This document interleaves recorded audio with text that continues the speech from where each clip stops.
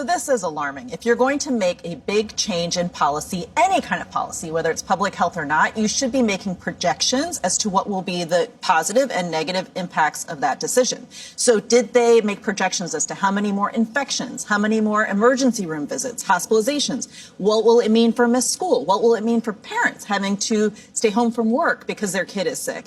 So, and without those kinds of projections, you can't make estimates as to what hospitals need to be doing to prepare. He is framing this not as a scientific issue, but really a question of values and parental rights. He says it's all about parental rights. Yeah, at one point he even used the word slavery when he was talking about the vaccines, which I'm very fascinated by his thinking.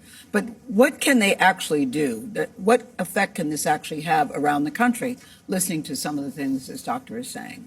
Well, one, it could drive up skepticism in vaccines. We could see further drops in vaccination rates, which could lead to more outbreaks. For hospitals specifically, if hospitals don't have those kinds of projections, they can't plan for staffing, for space. Maybe they need to open up more beds. For supplies, maybe they need more ventilators or more masks or whatever, to care for patients. And over the last decade plus, we've lost about 20% of pediatric hospital beds. They're not as profitable as adult hospital beds. And so we just don't have the capacity in pediatric healthcare to deal with big surges of disease. Florida Surgeon General also argued that some vaccines, like the whooping cough vaccine, do not stop transmission well.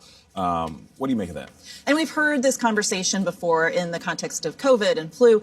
That is not the only reason to get vaccinated. It's not just about preventing infections and transmission. It's preventing severe disease, hospitalization, and death. And these are shared resources. When you already have a shortage of pediatric hospital beds, and then you have people deciding not to get their kids vaccinated, that means there's less to go around for all of us if your kid gets sick.